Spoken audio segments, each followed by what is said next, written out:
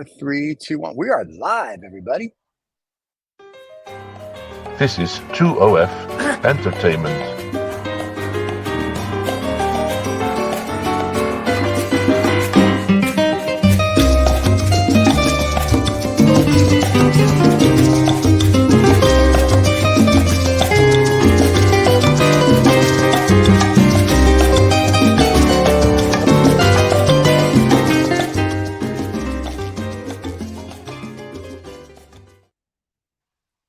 Cheers, everybody. How you doing? Good to see you. Good to see you. And I said I was going to do this last week, so I'm going to make sure that everybody sees it. I just started smoking the Montecristo New World, and you say it much better than I do. A stock.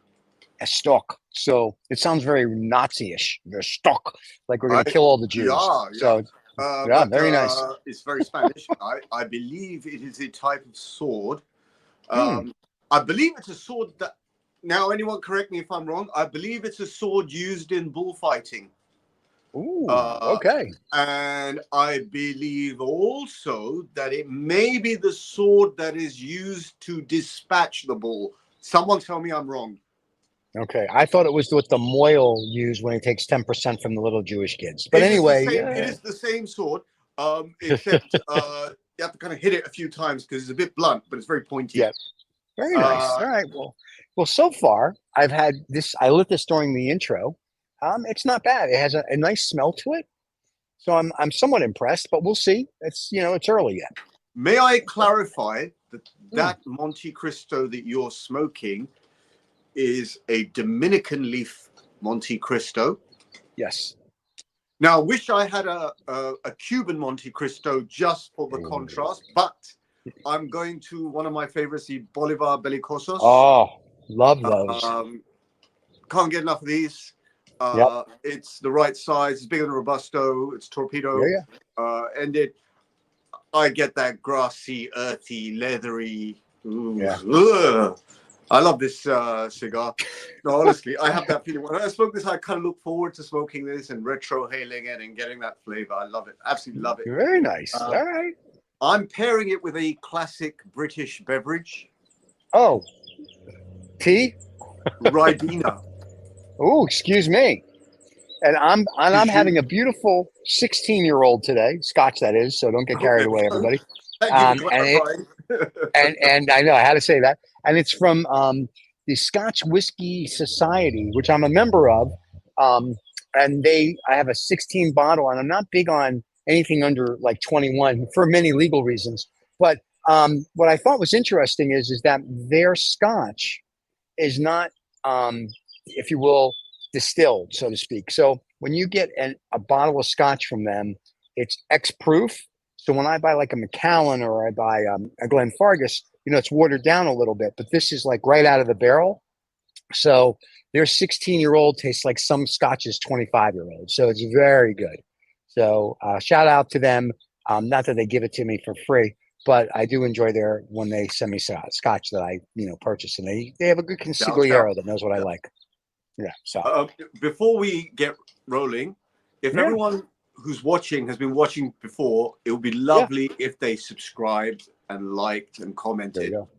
Right. If you're new to the channel, you're going to enjoy what we do, and just to keep us a little bit happy, like, comment, and subscribe. So whether you're new or old, if you're just passing by, we're not sitting here begging, but it would be nice if you stayed a while.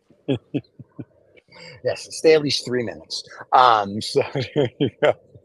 So but this cigar so far is nice. It's not harsh. I'm very impressed. Montecristo, whether it's New World or Cuban, they make a good stogie. Or let me phrase it. They make a good stick, because stogie's very U.S. They make a good stick. I like that. I think your glowing review, this is nice but not harsh, is the kind of review that they want. Yes, it's very good. That is the most middle review that anyone could ever. It's nice, but it's not particularly harsh. Well, you know how some cigars you light and it's that first quarter that you're enjoying, and it's like, oh my God, it's like you're high and your legs, you could turn green at any moment. And then when it gets into the middle section, all of a sudden it starts to be sort of like, oh, this is a nice cigar. And it gets to the end and it's a little harsh again, but still nice. This one just so far has started off nice. It's not like there's some cigars I smoke where it's like, all right, I've had 50 pounds of a cow. I've drank a bottle of scotch. I'm good for it because it's that full body. Yep. And this is like I think a medium to a full, which is beautiful. There is a cigar a friend sends me every year from Hong Kong. It literally is this big. Saying it's a full body cigar is a lie. It is a full body times 1,000. The first year I got it, I got 2 puffs before I started to like go, this isn't good. And so every year now for the last 20 years, the earth started wobbling around you. Correct. Yes. Before I was like, I need to lay down. So after 20 plus years of smoking it once a year for my birthday, which he sends, I have finally gotten to a point where I'm halfway through it. So that's how strong this cigar is. And I was Very like, high wow. in ammonia and high in nicotine, hence the I think head so. wrap. Yeah. Yes. So, well, yeah. So it's interesting. Maybe for my birthday next year, I'll smoke that on air. Dip it in tequila. Dip it in tequila. Take the harsh mezcal. Maybe I'll dip it in scotch. I like that. Arnold, I need your help. I need to know how to infuse my cigar with tequila because I know Arnold does that. Arnold's a friend of the show. Not really. I just say that because that'll be the short that we're going to pull out of it. That Arnold Schwarzenegger is a friend of the show. Hello. Yeah. Hi, how are you? Yeah, and I'm, and he writes all the time asking if he can be on, and I'm like, yeah, you're too busy with Cigar Aficionado. We like our people to be, our people. But, we can, that's right. We can make an exception for you, Arnold. So if you really want to come on the show, let us know. I'll fly out to LA. We'll have a cigar together. It'll be very nice. So, he emails. Who knew? So there you go. So this week we have famous comedians that we want to have scotch and cigars with. Now, there's a reason the comedian theme. I don't want you to go back 2,000 years and find someone from 2,000 years ago and say he was a famous comedian. I want comedians that I know. Having said I have comedians I have every intention this week, of kicking off the proceedings. I know that you kick off the proceedings a lot of the time. I love that. Right. Today, I want to kick off, and I also want to say that I am picking comedians who not everyone may necessarily know. I'm genuinely going for the ones that I find funny. Okay, and then we're going to have a lot of honorable mentions just so I can show everybody. This is my list of comedians. And out of that list, I had to pick 3. And let me tell you, that was an event to pick 3. I made a list of comedians as well, but they turned out to be family members, so I had to scrap that. There you go. I did 2. I had 2. One was Biden and one was Trump. And I was like, no, he said comedians. So I was like, let's see who else I can come up with. So I picked other comedians. Trump for presidency. Yeah, I got your Trump right here, pal. Do you know, we're going to talk about this on Lost Dollar on Saturday, but I will say Trump had to take down an ad because it referred to the Third Reich about a unified something or other, and they took the ad down from their Truth platform because everybody was like, that is reminiscence of Adolf Hitler and Nazism. So if you guys in the Republican Party, you keep going, we'll buy our brown shirts, I'm assuming, or leave the country, either way. If anything, American politics, very much like British politics, is as entertaining as it gets. Anything. It should not be that way. It should be a very, very, very, very serious business. It should be a very serious business. But unfortunately, it's degenerated to this laughing matter. It's entertaining until it's not. And there was an article in The Economist that said that if the president can actually freeze bank accounts and cancel the internet, and it was this whole thing that he can do under, I forget the act.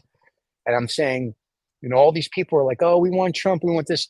Everyone's saying if he becomes president, and it'll be the last election America ever has, and things are going to be different. And I know a lot of people are preparing if he does become president this time that I think are leaving. I mean, they're going to keep their homes here, but they're going to just stay out of the country and see what happens during the 4 years, because I think people are a little terrified because a lot of us have read a history book and we know what happened in the 30s in Germany. And that's kind of where it seems we're heading, which is very bad. So, but what do I know? I'm just a Jew that does finance, and smoke You're cigars very, with my friends. and you're a very smart one and a funny one. I know a guy who knew a guy. So. Talking about smart and funny, Yeah. can I kick off with my first dinner guest? I can't wait to see if any of them are big. May not know, but there's a chance you may know him. I know him. No, go ahead. So I'll give you clues. This guy is dead. He was around, I believe, in the mid to late 90s, early 2000s. Yeah. American comedian. Okay. Now, any YouTube clip you watch of this comedian, he is stoned beyond belief. Oh, and I absolutely hilarious with the most casual, wise observations of life. And his name is... I can see. I think it's Mitch something or other. Mitch Hedberg. That's who I was thinking of. There you go. Nailed it. You fucking nailed it. You can't say nailed on YouTube, just so you know. But you can. I said the F word. Yeah, just so you know, if you've watched any of the other shows we do on our channel, everyone says the F word. We're good. So. I tend not to. I swear a lot in normal life, but on here I kind of behave myself. I don't know why. I know. I think you. That's why you're not on the other shows. In the other shows, I use the F word like a comma. But anyway, no. Yeah, Mitch is, when you started to say that, it's like, I know who that is. That's why I said his first name was Mitch. I couldn't think of the name. He's Mitch a funny guy. Hedberg, the stoner who sits at the dinner table. Oh my goodness. I mean, look, I can't talk about comedians without at least giving you one of their comedic lines. Right. My trousers have got belt loops and my belt goes through those belt loops. So I don't know what's holding up my trousers. Is it the belt or the belt loops? Oh my God. It's like a Stephen Wright joke. It's that kind of inane philosophy. It's like, and you know what? It really does make you think. And then you become a bit of a stoner yourself. His observations are a bit like, there is a Japanese word for what's it called? They're like Taoisms. They're like really revealing philosophical observations that only someone totally stoned out their brains can make and make them sound funny. Yes. Mitch Hedberg. He's like Stephen Wright. He's like Stephen Wright, where Stephen Wright does the same kind of deadpan humor like that. No, Mitch Hedberg smiles and laughs all the way through. I highly recommend, if anyone's watching this channel is really interested in humor, go and watch Mitch Hedberg on YouTube. You will pee yourself laughing at the most ridiculous things. He's that kind of person. He is. I've watched him. He's funny. I remember when he was alive. So yes, I agree with that 1,000%. And there's also a good book. It's called The Tao of Pooh. Pooh, which is about Winnie the Pooh's towels. Seriously, I've got the book. I have read it several times. And it's one of those books where you read it and it makes you go, huh. And then when you get to the very last page, it's like 130 pages. You just have this big smile on your face with the last Tao of Pooh. There's the Tao of Igor and the Tao of Donkey, but the Tao of Pooh, a friend gave it to me more as a joke, and I read it, and she was like, "You read it?" I was like, "Of course, I read everything," and it was one of the best books I think I've read. This reminded me, I'm going to read this book. Okay, there you go. So, and if you're a golfer, there's a book called A Nasty Bit of Rough, which is also a thing. So there you go. Okay, how to avoid certain people, but anyway. You like my opening? I do. That is a good opening. But that's a good opening. I like that. See, my problem is I picked comedians from like the 1900s all the way to yesterday. So I've got like W.C. Fields and Groucho Marx and George Burns and all these people, which, are wonderful. We can call those honorable mentions. Those are all honorable mentions.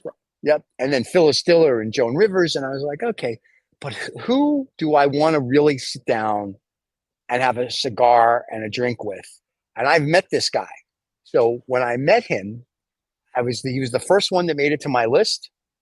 And his real name is Jack Cohen. His stage name is the one and only Rodney Dangerfield. Oh, there you go. You got to meet the Rodney Dangerfield. I met him one time in Fort Lauderdale. I met him twice, but where I actually spoke to him and shook his hand, so to speak, was at a party at Points of America in Fort Lauderdale, because my uncle lived next door to him and invited him over. And there was a big fight because of air conditioning and whatever, but he was the nicest guy. And my uncle kept telling me that this guy, Jack Cohen, was coming. And I was like, who gives an F who Jack Cohen is? And then finally, I meet Jack Cohen, and I'm like, oh my God, that's Rodney Dangerfield. So Eddie I Murphy met Rodney Dangerfield. I'm sorry? Eddie Murphy swears by Rodney Dangerfield. One of my other dinner guests swears by him as well. And we'll bring him up as my second dinner guest. But Rodney Dangerfield would be my first dinner guest, because what you saw was what you get. And can we have a Rodney Dangerfield story? That I met him was a Rodney Dangerfield story, which is also good. Saw him in concert in Vegas. I got one of his ties. I met his wife, which I think is also now his widow.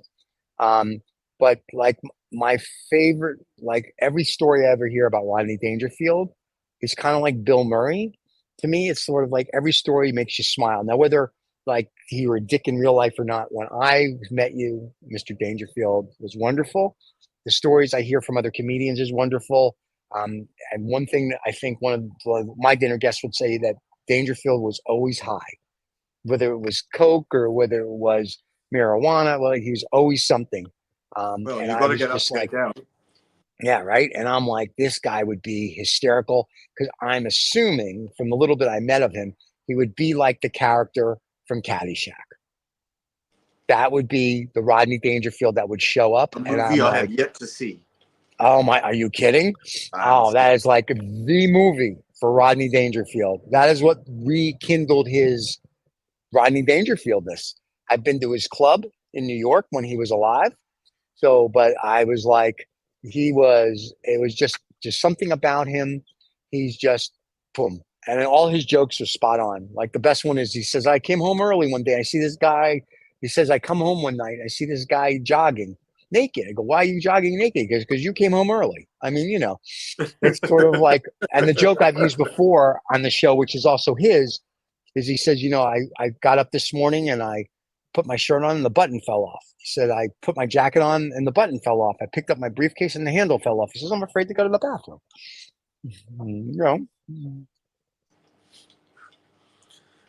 So love the danger. What a great opening act. Oh, by the way, can I put a little caveat in? In our past shows, we have mentioned certain guests. There's overlaps in different genres. So, for example, I'm not going to mention Robin Williams, as much of a comedian he is, because I mentioned Robin Williams before. So, whilst he's an honourable mention, I've had him as a guest in a different context before. Right. So, I just thought I'd put that in. So, in case someone said, "Oh, you missed out the biggest comedians of all time," right? Well, and it's the same. And it's the same with like Don Rickles, which we spoke about last week. Yes, we've spoken about him 1,000 times. Same with Groucho Marx and the Marx Brothers. Right. Yeah. Correct. But since we've brought them up so many times on other shows that we make them honorable mentions, we figured this may be a dinner they'd want to sit out. So, but like I said, like even George Burns is an honorable mention. You have George Burns, and you would have Jack Benny, and then you would have Milton Berle. They're all, Sid Caesar would all be honorable mentions. Phil Silvers. Yep. Phil Silvers would be an honorable mention. Even Jimmy Carr would be an honorable mention, I think. You know what I mean? So all these guys are great comedians, but someone and Jimmy Carr, I don't know if I'd want to have dinner with Jimmy. I don't want to have Jimmy with 50 other comedians. I think Jimmy's a one-on-one guy. These other people, I think, would just play off of each other because they're that old school. So I like that. That's right. They would riff with each other. Yeah. Correct. Part 2? Yeah. I wanted to have a lady at the table. Excuse me. Now, this is going to sound Lady Dame? controversial. It's going to sound very controversial. Yeah. There are funny ladies. Yes, there are. Goldie Hawn is one of them, by the way. Goldie Hawn always comes to mind as a beautiful, funny woman, right? But in terms of comedians or comedians, if you want to be, Right. I was having real difficulty nailing one. Okay. But I came up trumps because the next guest, I believe, is the funniest guest at my table. Okay. And is only part-time a woman. I know who it is. He just died recently. Please. Lady Dame. Dame Edna Everage. Yep. That's the one. I think is... I would have difficulty talking at this table. Yes. There would be too much wine and Coca-Cola emanating from my nose because I'd be laughing so hard. Yes. Dame Edna Everage would kick ass on everyone. Yes. Barry Humphries in... is it Barry Humphries? Yes, Barry Humphries in real life. I think Dame Edna Everage... I hope everyone knows Dame Edna Everage. Dame Edna Everage, the Australian dame, the Australian best friend to royalty around the world, the socialite, the mover and shaker, the dresser up, the one that obviously gave Elton John dressing tips. Of course. Dame Edna Everage is the centerpiece of my table. If my table was the Last Supper, Dame Edna Everage would be sitting where Jesus is sitting. As far as I'm concerned. Yes. And those glasses, would be wide enough to leave a space either side. Those glasses are those are those hot chick 1950 early 60 cat glasses. Love her. In fact, I just watched something a couple weeks ago on YouTube where he was doing a thing. And I was on the floor crying, hysterical. That's like one of those people that I wish was still alive because he'd be like, dude, we need to do everything we can to get them to come on our channel. Stephen, I've seen her performing live. It's just ridiculous. It's just, I saw I think it was the Dame Edna Everage show live. I'm guessing it was around 2006, 2007. Like she was, or he, but let's call her she. She was at the height of her career. It was like the faces she pulled. You know when she's feeling nauseous, her lips curl in different directions, it's the physicality, the confidence that Dame Edna Everage exudes in putting other people down is just out of this world. And she did it with style and grace. Yeah. It was almost like a double entendre. And she'd be like, you look good. And then right after that, she would say something. And it was just sort of like when she was on Graham. Back to your place. Right. Like when she would be on Graham Norton, was the best. Did you see her put Prince King? It was Prince Charles at the time. Prince Charles and Camilla down in the royal box. Mm-hmm. Have you seen that? I saw that because I was on YouTube. She's at the British Variety Show, and she appears at the royal box to sit down next to them, and someone taps her on the shoulder and says, "You're in the wrong place." And she turns to them and says, "They've got me a better seat." Yep, I saw that. Besides themselves. And I actually saw that on Instagram about a week and a half ago, and I thought that was the funniest thing. And to Charles and Camilla's, to them, kudos to them for playing along with it, right. And not taking themselves too seriously. Because some people would be like, "How dare you would do this to me?" But they got it, and she did that, and I was laughing. Intelligent put downs, like the most sophisticated put downs. And Dame Edna Everage center position on my dinner table.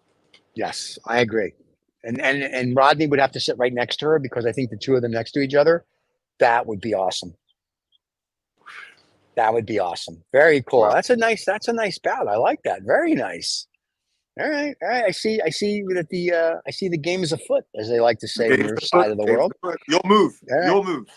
I know. Well, now I have to go through my queen. I moved my queen forward there. What's your move?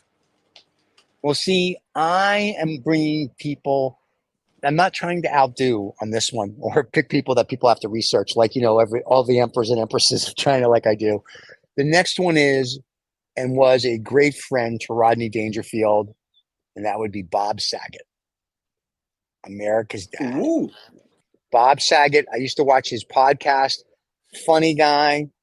I like Bob Saget, and I know he smokes cigars, And I always thought it'd be cool to hang out with Bob Saget. And unfortunately, he passed away, I think, a year or two ago. He hit his head at a hotel when he went to bed. And then I guess it gave him a concussion or a clot, and then he He just didn't died in wake his up. sleep. Yeah, he didn't. And with Bob Saget, I'd want him to bring, of course, Gilbert Gottfried, because you got to have Gilbert Gottfried as well. You mentioned him as America's dad. I thought sitting here across the pond, America's dad, Bill Cosby. Well, he was America's dad until he roofied all the girls. So and Bill Cosby, because of his roofiness, I know he likes cigars. Because of his roofiness, and for people that don't think I have a moral compass, which trust me, my moral compass is like not high at all. Like I let a lot of things go, but I do have a problem with what Mr. Cosby did. So I am very much Bill, as much as I would have loved you to be at this table, and you didn't even make my honorable mentions because of that. No, can we call it the dishonorable mention? There you go. That would be him. That would be Bill Cosby. Depending on where you stand, but it's your dishonorable mention. Correct. Yeah, I have a problem if you're roofing girls. So, paying them I'm okay with. Buying them stuff I'm okay with. But if you have to roofie them for them to say yes, that's kind of where I draw the line. Like I said, my moral compass isn't that high. I'm okay with sugar babies and mistresses and all that crap, but you don't roofie the girl. I just have a problem with that. That's where we draw the line. So unfortunately, he will not make the list. But he made it into the yeah, program one way or the other. Yeah, there you go. But Bob Saget, as long as he brings Gilbert Gottfried along, because he and Rodney were very close, and Gilbert and he were close, and I figured those 2/3 together. Bob Saget story. Bob, I don't really have one other than I liked his HBO specials. I didn't get to see him in concert. I would like he had a podcast or a YouTube channel where he would interview people.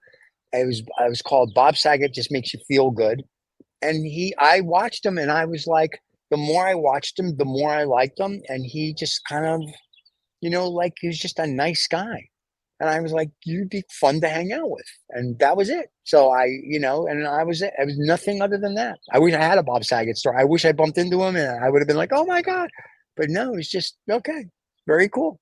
That was it. I just liked him. He was just a nice guy from what I can tell. So You had a bit of a soft spot moment there. I do have soft spots for certain people and like animals and whatnot.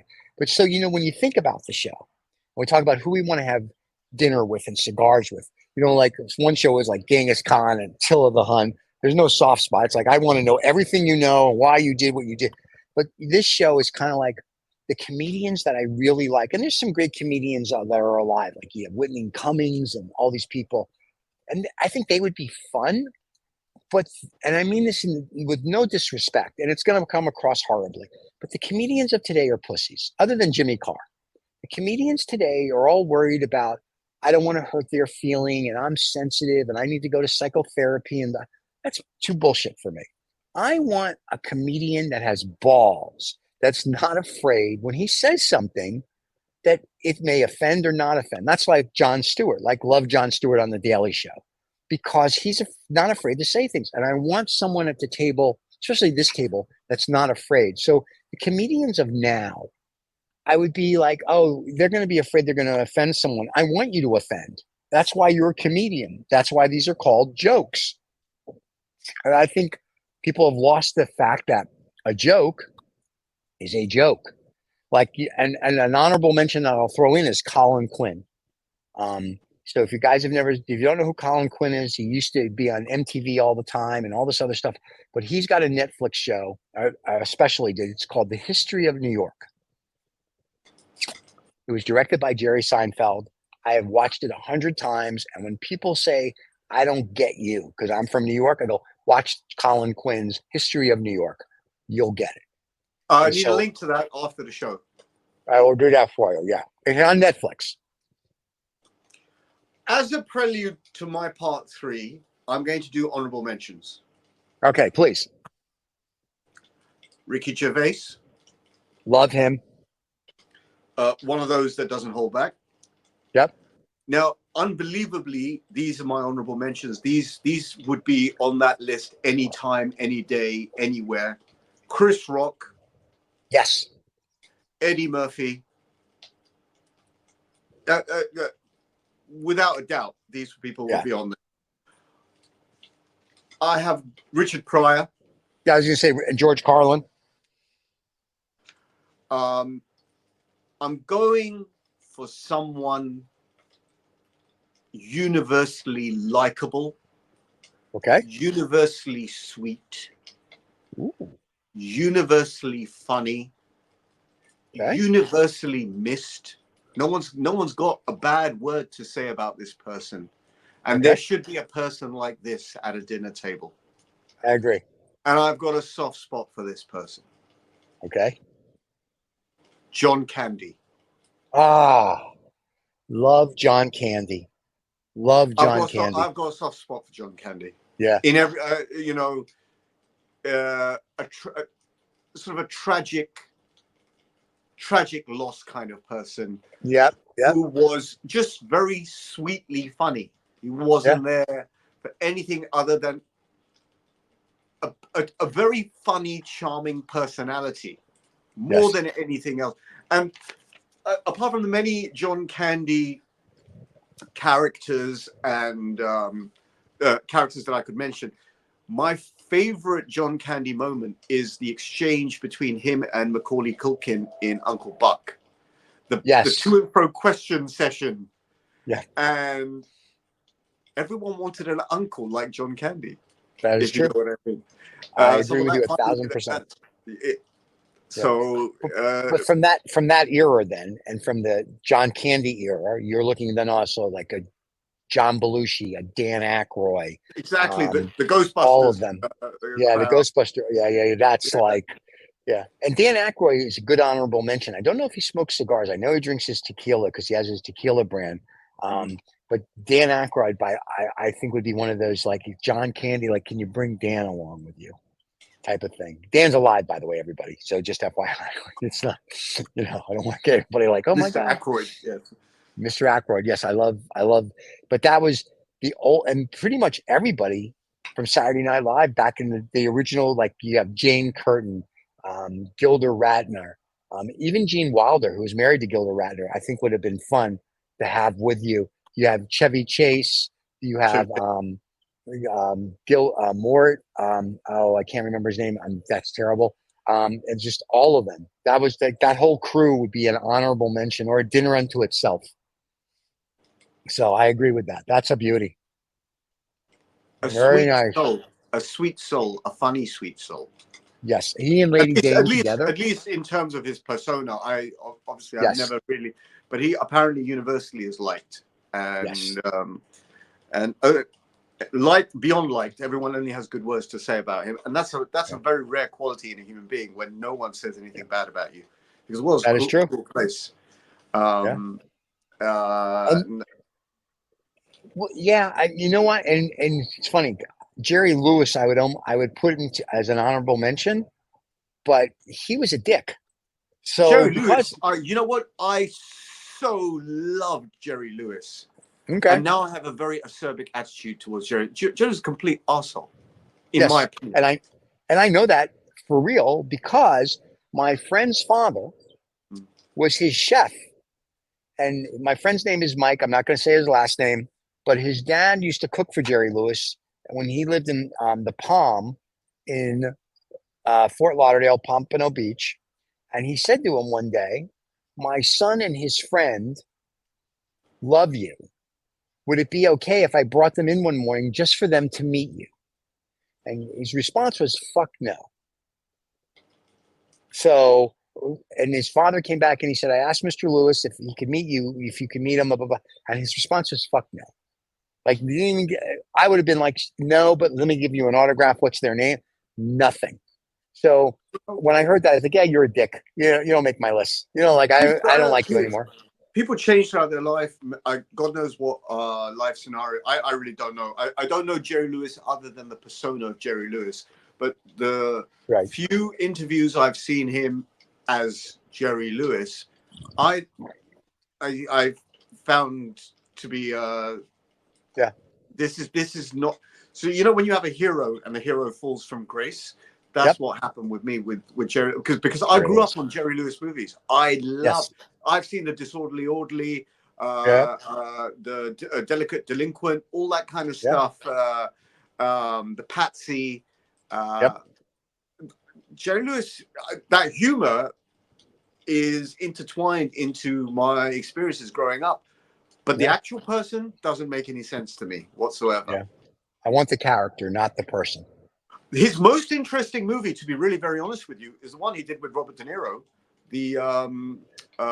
What is it called? Another one you're talking where he plays a comedian. The Comedian. That's exactly right. Yeah. Jerry Lewis plays himself pretty much. Yeah. I love that movie. It's a very, very interesting movie. Yes. And whilst there's humor, it's very dark humor. But honorable mention, Jerry Lewis, absolutely. For the memories that Jerry Lewis gave, honorable mention. But as a person, that didn't cut it with me.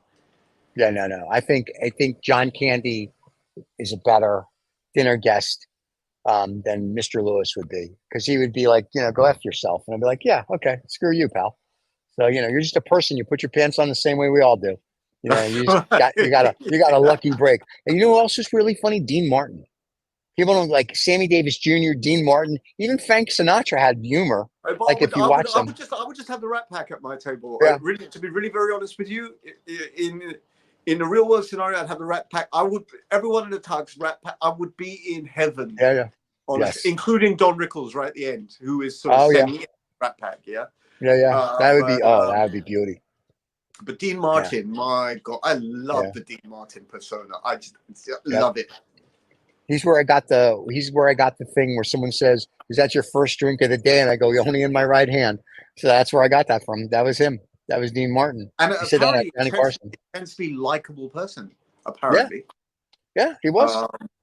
And so I like that. I like that era of comic. I think there is something to be said about that Borscht Belt, 1940s, 50s, 60s, and 70s comics. Yeah. And then, then we get into, like, as we talk about Richard Pryor and George Carlin and all these other guys that are like Joan Rivers became trailblazers, and Phyllis Diller in their own way, which I thought was very, very interesting. Slappy White, hysterical.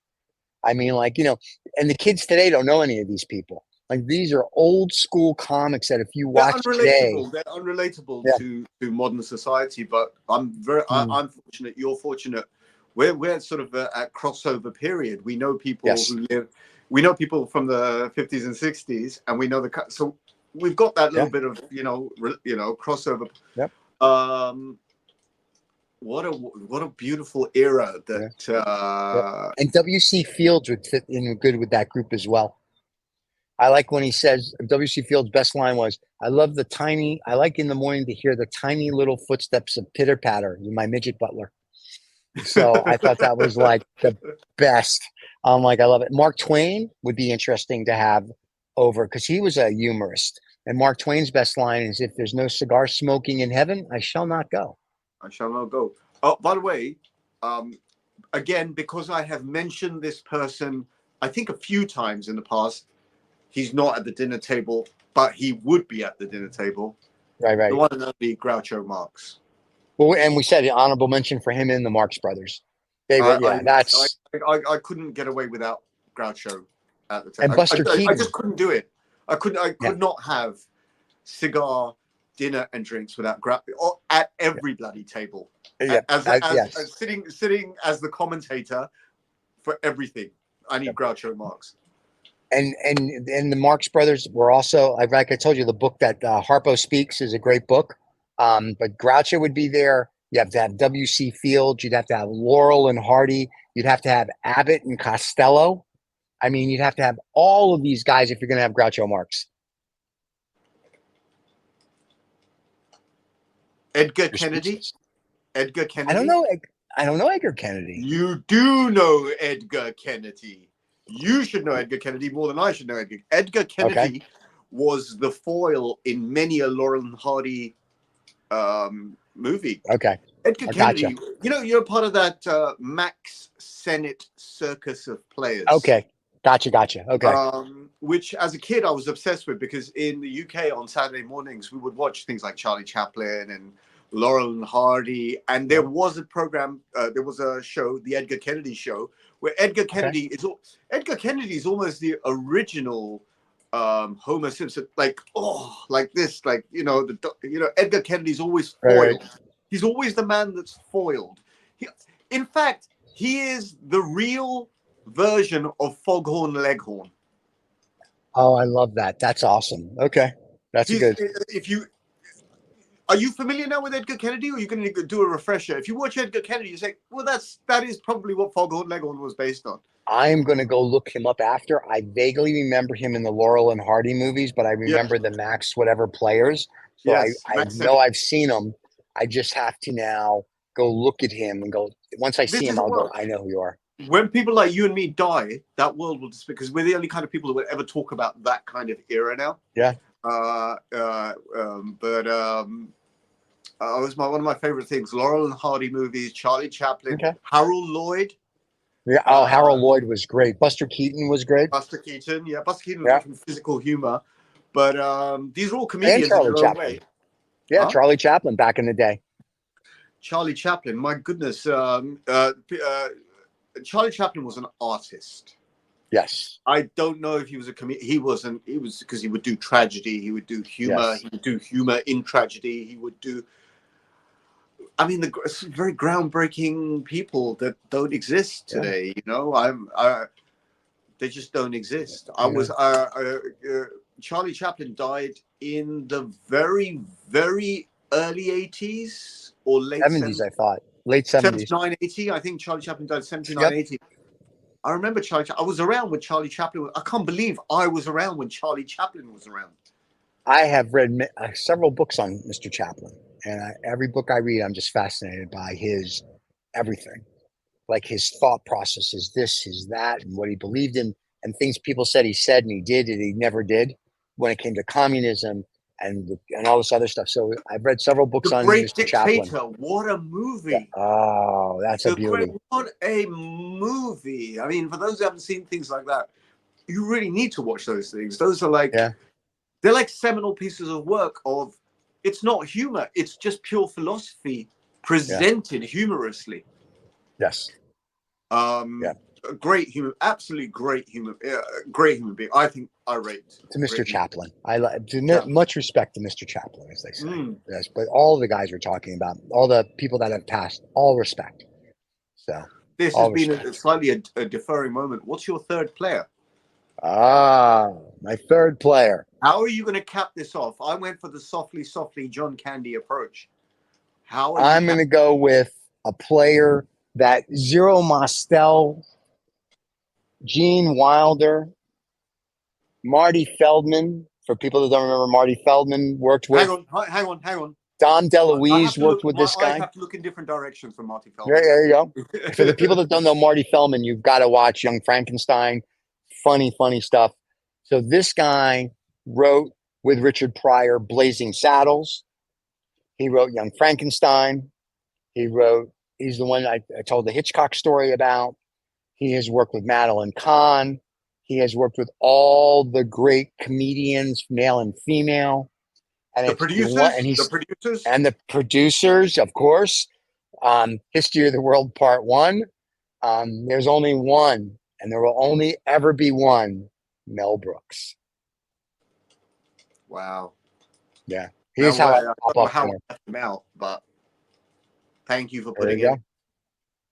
The 2,000-year-old man, which I'm not old, so I like when he talks about how'd you make a Star of David? He said there'd be 5-6 guys, they would run, and it was just hysterical. If you ever want to laugh your butt off for 35 minutes, Google on YouTube 2,000-year-old man. It's 35 minutes long. I remember seeing it as a kid in the 70s. It's the funniest thing. Before I saw the cartoon they made, I listened to my dad's album that he had, the vinyl of the 2,000-year-old man, and they did a 2001-year-old man, Mel Brooks, of course, and I'd wanted to bring Carl Reiner because that's who he did the 2,000-year-old man with. And Mel Brooks wrote I love Carl Reiner. And he wrote for Sid Caesar on the Show of Shows with Neil Simon. So Mel Brooks would bring not only Mel Brooks, but Mel Brooks would bring history that you can't get anymore. And he's 90, I think 99. And we actually invited him way back in the day, him and his granddaughter on the show when we first started the channel. And his granddaughter wrote back, maybe, and we never heard from her again. And she's, I Maybe guess, now. doing something in movies. Maybe now. But anyway, so Mel Brooks to me is one of the all-time greats because of everything he's given. A person came to mind when you sent Mel Brooks. I don't know why. Mm-hmm. Walter Matthau came to mind. Yeah, well, he was hysterical with Jack Lemmon in The Odd Jack Couple. Lemmon, one of my favorite movies. The Odd Couple, one of my favorite movies. Yep. Very, very relatable movie. Yeah.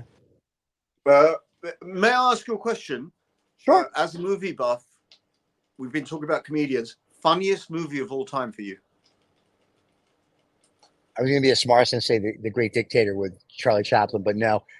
Funniest movie of all times. For me, I think there's funny movies out there, but the one that always stands in my brain that if I want to go laugh and forget about things for 93 minutes. And you can watch again and again. Caddyshack. This is the one that I haven't seen. The one you haven't. Caddyshack is very funny. It's about golf, a community. You know, Ted Knight was in it. He was very funny. And it's just one of these movies where you just sit back. It's mindless. And you're like, okay. And you just enjoy the ride. Watching Caddyshack tonight. Yeah. But I'm going to trump your movie. What? With a movie that I've been watching since I was a child. Okay. I try and watch it once a year. I must have seen this movie many times as a kid, but now it's limited. And now that I mention it, I'm going to watch it again. Covers all the bases, has got as many comedians as you want. Mad World. It's a mad world. But wait a minute, It's the one in the got 60s everyone or in the it. one in the 80s? Which one? The old one or the new one? No, nothing new for me. The original. You're doing the one had with everyone from Spencer Phil Tracy, Silvers to Jerry Jonathan Lewis, Winters. to Walter everyone's in it. Yep. All right, you're doing the old one with Spencer Tracy and Jonathan Winters and Peter Falk. Peter Falk is a cab driver. Yep. He's hilarious. Yep. Who's not in? I mean, Mickey Rooney. Yep. Wow, that's going back. Mickey Rooney. Rooney. Yeah, I remember that. Like everyone was in it. And for me, the funniest person in it was Phil Silvers, to be honest with you. Yes. Phil Silvers just like, Yeah. The guy I love Phil Silvers. Today. Phil's passed away, but his daughter's still alive, I think. His daughter should come on and tell Phil Silvers stories. She used to be a character in Happy Days. Yes, that's true. She was Phil Silver's daughter. I don't remember. And I think he was on Happy Days once, if I'm not mistaken. I think so. And I remember someone said, "Oh, that's Phil Silver's daughter." I was like, "Very cool." No, those, like I said, this is like memory lane. This brings me back. Unfortunately for the kids listening, I've got the full version. I bought it on iTunes, and it's got an orchestral it's got a symphony. It's a great body and it's got an intermission in the middle because it's such a long movie. Yes. Yep. And it's a proper popcorn movie. It doesn't matter how many times you watch it, it's always funny. That's true. I've watched it. I just saw it maybe a year ago. And then I watched the newer version with John Cleese and Whoopi Goldberg and all of them. And it's cute, but it's not that one. That's called a Rat Race. I know, but it's the same premise, though. The mad world thing. So, but yeah, Spencer I do like Spencer Tracy's in it as well. I know. I said, yeah. I remember. And serious actor, very serious. And he plays the cop at the end. There's a cop. And it's hysterical to watch that movie. It is a feel-good, funny movie. The kids today probably won't watch it because it's wholesome. There's no abrasiveness. It's a very wholesome movie. Right. Oh God, I really miss that. I wish I'd lived back in that era. I really do. Well, we do the savoir faire and the old school gentlemanly stuff. In fact, the girl who does our shorts put out a short the other day about old school versus new school, and it's blowing up on YouTube with shorts. And I was laughing, and I listened to it, and I'm like, because I think people, to an extent, miss the old world, the old school. And even though girls, you know, they're very independent, but I still think they like that old world, old school gentleman, whether you're a gentleman at 5 years old or 5,000 years old, that gets the door, that stands up, that gets their coat, that does things that people don't do anymore. And I Yeah, think but they miss that. that's our world. That's the world we find That's the relatable. world we live in. Yes. That's the world that was comfortable for us, and we have happy memories of that. Yeah. And Uh, that's just people Peter these days. Sellers. By the way, Peter Sellers should be an honorary mention as well. I know. A beauty. The Pink Panther. I gotta love the Peter. Peter Sellers. Yeah. Oh. No, that's a heart-stopping moment for me because Peter Sellers everything as far as I'm concerned. I really don't know why someone so close to my heart. I didn't even mention Peter Sellers at every single bloody level as a human being, complicated as fuck, and genius, stylish, hilarious, universal, versatile. Yep. I mean, Dr. Strangelove. Oh my God, are you kidding? That was Dr. Strangelove, Inspector Clouseau. He improvised most of that. That The was, and he Party. hated. Yep. The Party. Have you seen The Party? I've seen The Party. I have seen The Party. And Inspector Clouseau, he hated. He used to tell Blake Edwards, "I hate doing these movies, but I need the money." And he would do that. He And then didn't his look as if last, he hated them. I know, right? He was having a blast. And his last movie, Being There, with Being There, which I've seen. I love it. I see that at least once or twice every few years. And it's one of those, and someone said that is the closest you'll ever see Peter Sellers being Peter Sellers. And it is one of those movies that's just beautiful. I bet you haven't seen Peter Sellers' best movie. I bet you haven't seen it. All right, which is it? After the Fox. I have not seen it. Now I'm going to go watch it. If you watch After the Fox, okay, you just giggle when the next time you give me a phone call, you'll be giggling and say, okay. Reza, why have I never seen After the Fox? After the Fox. All right, He I'm going to go look plays for After an the Fox. Italian con man Yeah. in the 60s who takes on different personas to con people. Oh my God. All right. After the Fox. I will go with beyond hilarious. He is beyond hilarious. All right. Dare I say it, it will top Pink Panther for you. Oh my God. Is that funny? Yep. All right. Very cool. And I was going to put Steve Martin in as an honorable mention, but Steve, I think, is more serious than funny in real life. And I think with Steve, it would be more about philosophy and poetry and art, which would be great, but that's a whole nother show then. I think so in the I was 70s, he was hilarious. Steve Martin. Yes. And then, and his real personality, when I see stuff, is very serious and very this and very that. Martin Short is his friend. I think is a goof.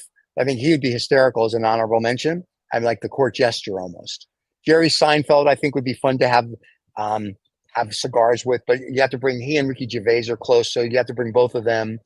So. Mike Myers. Austin Powers. Yes. Got to have Austin Powers. The best Mike Myers story I have ever heard is about him and Barbara Streisand. They were both appearing in Vegas, and apparently they were both in opposite suites. And so Barbara called him because you know how he would do the Barbara Streisand on Saturday Night Live, like, you know, better than butter. So he gets a phone call and he picks up the phone and he says, hello. And he says, this is Barbara Streisand. And he's like, yeah, whatever. Funny. And hangs up. Calls back and she's like, this is Barbara Streisand. I'd love to meet you. Yeah. And he's like, listen, whoever you are, you're doing a great impersonation, but stop. And he hangs up. He says 2 seconds later, there's a knock at the door. So they answer the door and who's at the door? It's Barbara Streisand. And he said, so it was her actually calling. And that's how she ended up appearing on Saturday Night Live. And so I hope I got the story right. People, Barbara Streisand. I like, if you're going to have a fan, who's better to have a fan than Barbara Streisand? So And how's your Bolivar? Retrohaling, love it, love it, love it. I mean, I don't know if you've had the Belicosos. I've had I love the Boulevards. Now this one, the Montecristo New World, I will tell you, has been a smooth smoke all the way through. I'm very happy. Linear smoke, a linear smoke. That's a linear smoke. Yes, a linear smoke. You get all the flavor. It doesn't get overly intense. It just keeps going and delivering and delivering and delivering and delivering. And some people love that. And I do. It was just a beauty. This was just a beautiful smoke with the Scotch, and now I'm on my cran grape because the Scotch ran out and the bottle's inside. So, and I had a big pour before, as we discussed on one of the shows. And this is really funny. I don't think that people realize that before the show starts, my glass is like up to here. Then when the show starts, my glass is down to here, and then of course it's empty. So, and on this Make Believe Day, as you know, we do lots of shows today. So I always get a kick out of it as I say to somebody, I'm feeling no pain during the shows on the day that we record this show because of all the Scotch and cigars that I get to have. So I'm always a very happy camper.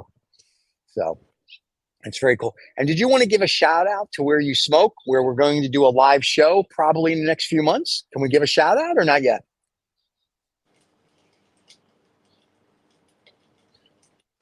You don't have to if you don't want to. I'm thinking about it. Yeah, we can do it next hold back a little bit. Wait for one of the short. I'll give a shout out on a short. Ooh, nice. All right. A shout out on a short. I like it. Oh, you know who else is funny talking about shorts? Brad Williams, the midget comedian. The who? Brad Williams. He's a midget comedian. He's like literally 3.5 feet tall. Unfamiliar. And he is hysterical because he does all these. He makes fun of himself. His wife is a jiu-jitsu or a karate expert, and she's like 5'6". Yes. And I would like to video them having sex because that I just got to see. But anyway, he tells a story once they're in a bar in Vegas. Going in a different direction. Anyway, I think so. And he's being picked on by this guy, and his wife says, "Stop picking on my husband," and the guy won't.